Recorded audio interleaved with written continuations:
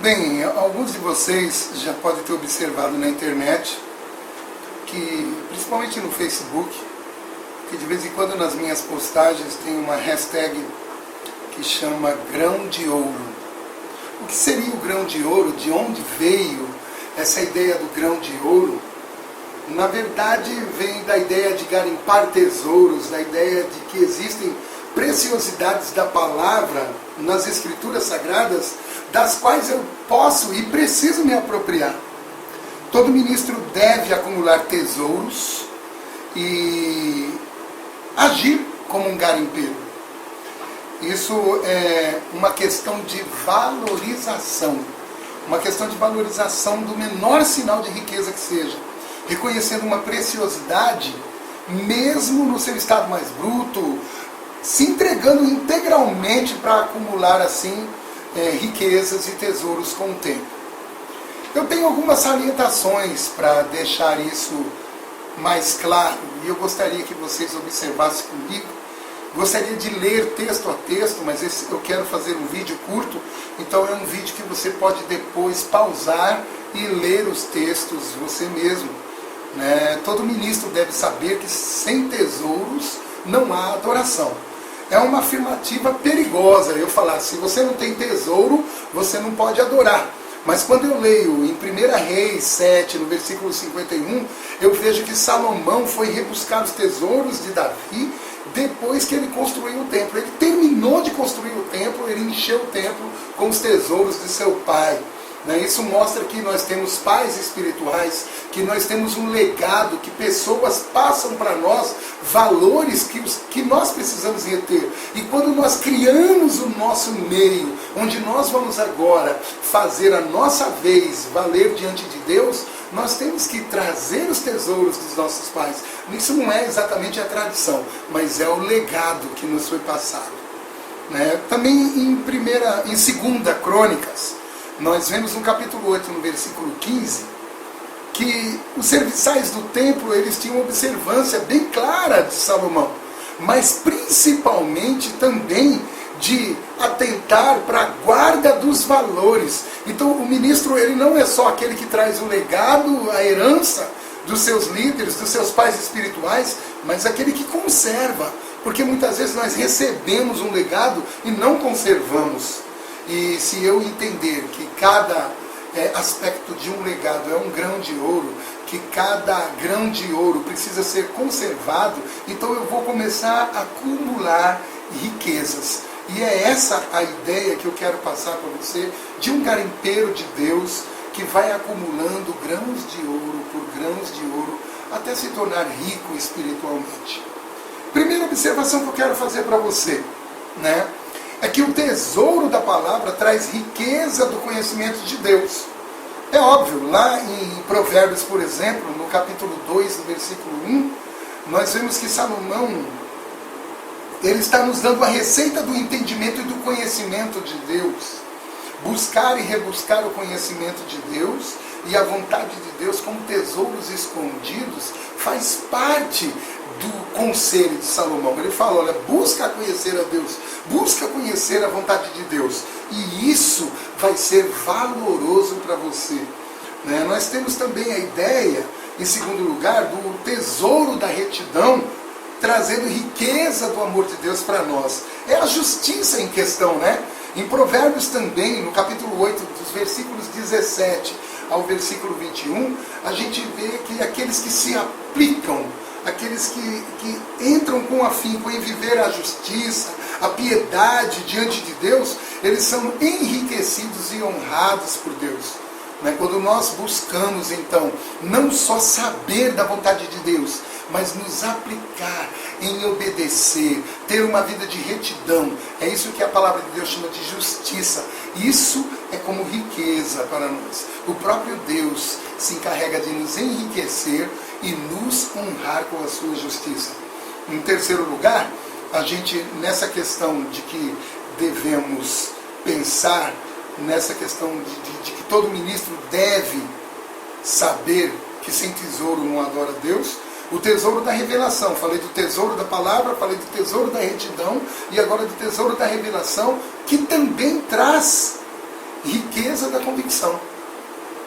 Em Colossenses capítulo 2, os versículos 2 e 3, eles vão nos falar sobre o conhecimento de Deus, escondendo, sendo um reduto de tesouros da sabedoria e da ciência.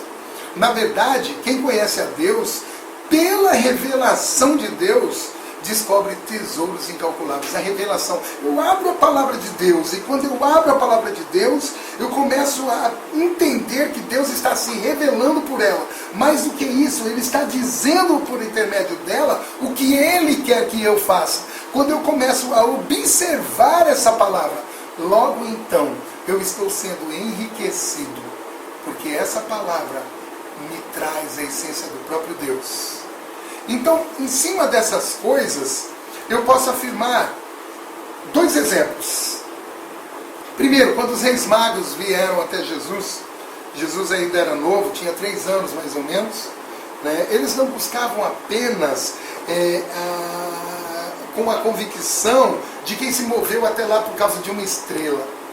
Eles estavam seguindo a indicação dessa estrela para apresentar ouro, incenso e mirra. Na verdade, vemos nessa questão que todo ministro, ele deve abrir os seus tesouros e deve ofertar a Jesus uma adoração de um valor peculiar. Eu vou aprendendo com os meus pais espirituais, eu vou aprendendo com os meus líderes, eu vou acumulando grão de ouro por grão de ouro, e eu vou adquirindo uma riqueza peculiar, aquela que vem do meu conhecimento de Deus, da minha experiência com Deus, a minha convicção com Deus. Esse é o meu tesouro. Então, quando eu vou adorar, eu vou manifestar aspectos do meu tesouro para Deus. Eu vou falar: Senhor, o Senhor me deu essa riqueza e eu estou lhe devolvendo. É mais ou menos como o dízimo e as ofertas. A gente tem um entendimento disso, mas a gente não tem o entendimento que a adoração, ela também tem o seu valor de reportação. Eu recebo uma totalidade de tesouros de Deus e agora a adoração é a minha reportação. Ela me tem um custo. Quando eu penso em Atos, por exemplo, lá em Atos 8, 27, é um versículo que vai falar sobre o mordomo Mor. Na verdade, um tesoureiro, uma espécie de tesoureiro da rainha Candace, da Etiópia. Aquele homem, ele volta de Jerusalém para a sua terra quando ele é interpelado por Filipe, movido e transladado pelo Espírito Santo de Deus. Mas o aspecto que quero falar é o que aquele homem estava fazendo ali. Na verdade, ele voltava da adoração em Jerusalém. Quem levou esse homem até lá? Saindo da Etiópia com valores de quem? Ele era tesoureiro da rainha. Com certeza, a rainha Candace da Etiópia ofereceu a Deus adoração. E nessa sua atitude, ela enviou para Jerusalém o seu mordomo, o chefe dos seus tesouros, para oferecer mais do que a adoração, como a gente imagina, a prostração, mais do que palavras, mas oferecer valores. Então, quando nós vemos e dizemos que sem tesouros não conseguimos adorar, isso é verdade. A segunda afirmação que eu quero fazer é que todo ministro deve ministrar no altar de Araúna. Nós sabemos dessa história lá em 2 Samuel, no capítulo 24, no versículo 24, que o rei Davi, ele também não quis oferecer a Deus sacrifícios que não lhe custassem nada. Ele perguntou a Araúna: me vende esse pedaço de terra, esse termo, eu quero fazer um altar aqui, me vende madeira que eu quero lenha para esse altar. E a Araúna falou: não, meu rei, pega, esse termo é teu, essas lenhas são tuas, o gado é teu, eu te dou tudo. E Davi falou: não, põe um preço, Araúna. Eu não darei a Deus sacrifícios que não me custem nada. Se no primeiro aspecto o ministro deve pensar que sem tesouro ele não adora, num segundo aspecto ele precisa pensar que sem valores ele não tem como legitimar a sua adoração peculiar. Por quê? Porque se ele não tem seus tesouros acumulados, com o que ele vai sacrificar um sacrifício que não lhe custe nada?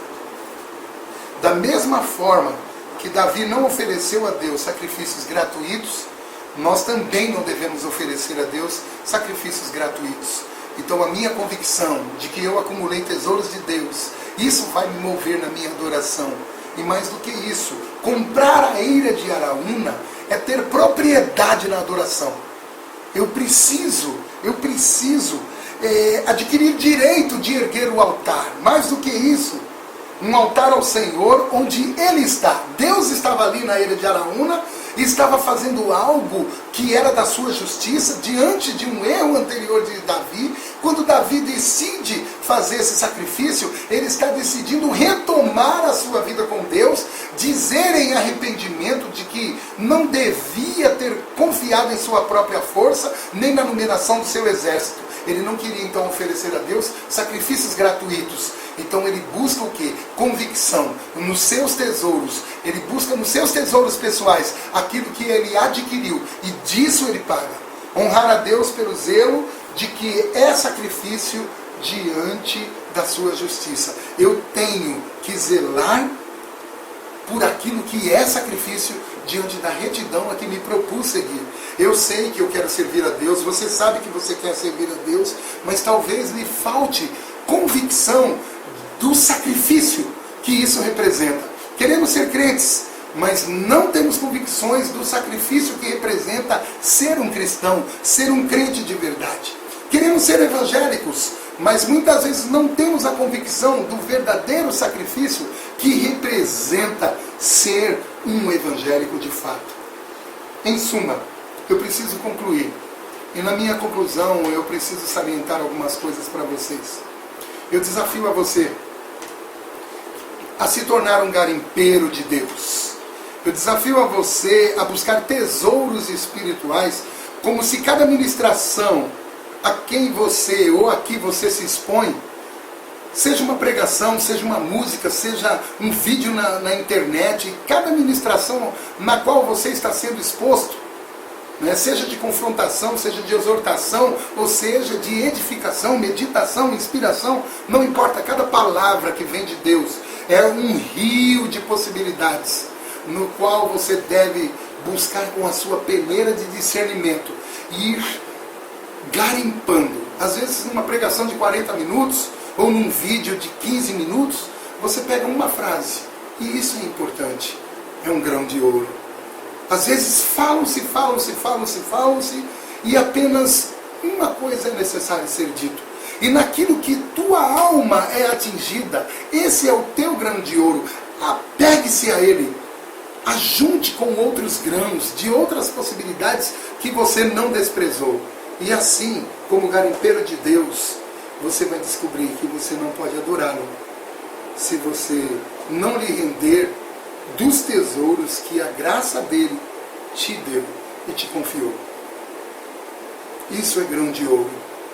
Uma nova possibilidade de se tornar um pouco mais rico